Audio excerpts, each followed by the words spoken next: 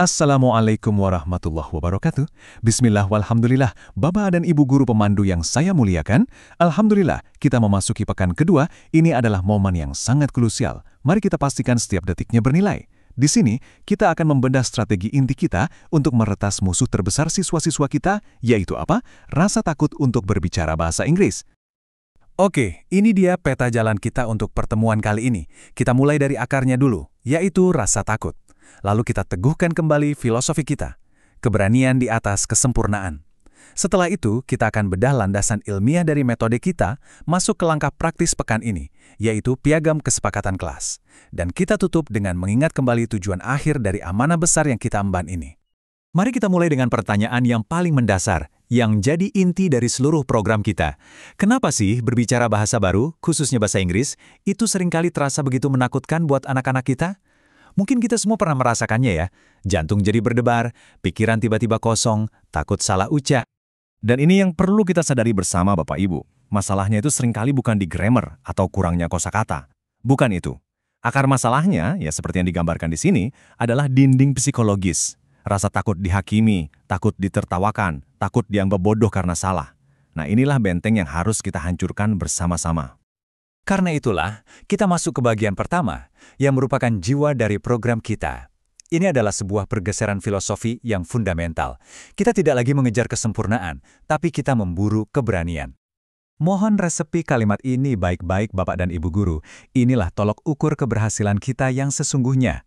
Kemenangan kita itu bukan saat siswa bisa bicara fasih tanpa celah. Bukan. Kemenangan sejati kita adalah saat kita melihat siswa yang paling pendiam, yang paling ragu sekalipun, akhirnya berani membuka mulutnya. Itulah titik baliknya.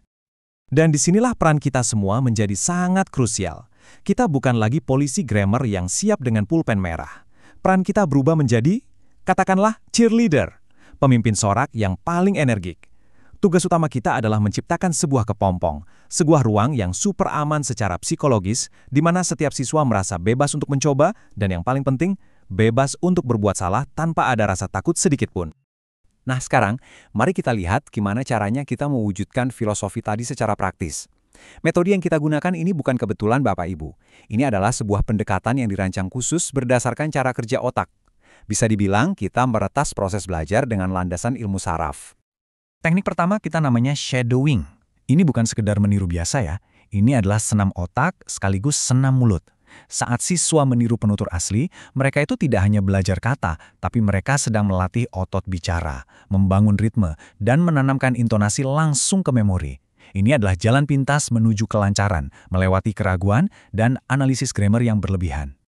Kedua, ada alat yang kelihatannya sederhana, tapi dampaknya luar biasa. Jaw shaking. Ini pemanasan fisik untuk merilekskan rahang, tapi efek psikologisnya itu dahsyat. Gerakan sederhana ini bisa menciptakan suasana yang lebih santai, menyenangkan, menurunkan ketegangan, dan secara efektif meruntuhkan blok emosional yang disebabkan oleh kecemasan. Dan yang ketiga, ini pilar terpenting kita, CBI Islami. Kenapa ini sangat efektif? Karena otak kita itu belajar dengan cara mengaitkan hal baru pada sesuatu yang sudah kita kenal baik.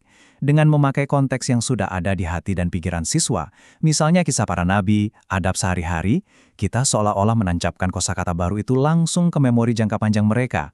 Belajar jadi lebih cepat, lebih lekat, dan insya Allah lebih berkah.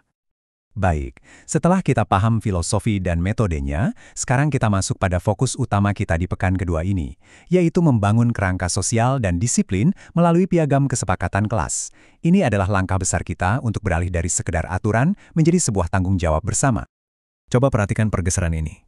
Jauh sekali kan? Kita tinggalkan cara lama yang ada di sebelah kiri, di mana guru jadi polisi, siswa jadi objek aturan. Kita bergerak mantap ke cara baru yang di sebelah kanan, kolaborasi. Di mana kesepakatan itu lahir dari para siswa sendiri, dan peran kita bukan lagi sebagai penegak, tapi sebagai fasilitator amanah mereka.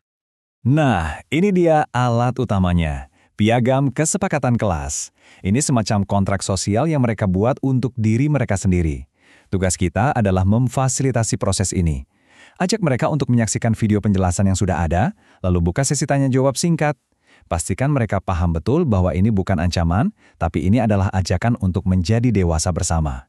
Dan selama proses ini, tim koordinator akan berkeliling untuk memotret aktivitas setiap grup sebagai bukti otentik kesungguhan kita semua. Lalu, bagaimana mekanismenya? Sangat jelas dan tegas. Prinsipnya adalah konsekuensi kolektif. Jadi, kalau ada satu orang saja yang melanggar kesepakatan, misalnya datang terlambat, maka bukan cuma dia yang menerima konsekuensi, tapi seluruh timnya akan menerima tugas kolektif. Poin krusialnya adalah ini, dampak dari tindakan satu orang dirasakan oleh kelima-limanya. Ini bukan untuk menghukum ya, ini untuk mendidik. Ini membangun sebuah kesadaran bahwa keberhasilan saya bergantung pada teman saya, dan keberhasilan teman saya juga bergantung pada saya. Ini akan menumbuhkan budaya tanggung jawab bersama yang insya Allah sangat kuat. Terakhir, mari kita tarik benang merahnya. Kita hubungkan semua metode dan sistem unik ini kembali ke visi jangka panjang kita. Kenapa kita repot-repot melakukan semua ini? Apa sebetulnya tujuan akhirnya? Jadi, program ini bukan sekedar program bahasa Inggris, jauh lebih dalam dari itu.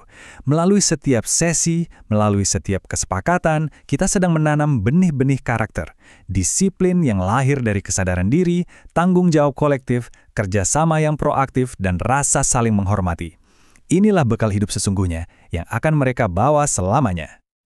Dan inilah muaranya. Semua ini kita lakukan demi mewujudkan harapan besar guru kita, Buya Yahya, yaitu untuk mencetak lulusan SMA IQ yang punya keunggulan yang khas, yang berbeda. Lulusan yang tidak hanya fasih berbahasa, tapi juga memiliki karakter yang kokoh, yang insya Allah siap bersaing dan diterima di PTN-PTN, bahkan PTLN terbaik di dunia. Itulah amanah kita bersama. Saya tutup dengan satu pertanyaan untuk kita renungkan bersama. Bagaimana jika ternyata kunci untuk meledakkan potensi terbaik dari setiap anak didik kita bukanlah kompetisi individu, melainkan kekuatan dari tanggung jawab bersama? Mari kita buktikan jawabannya di pekan kedua ini. Terima kasih atas segala perhatian Bapak dan Ibu. Wassalamualaikum warahmatullahi wabarakatuh.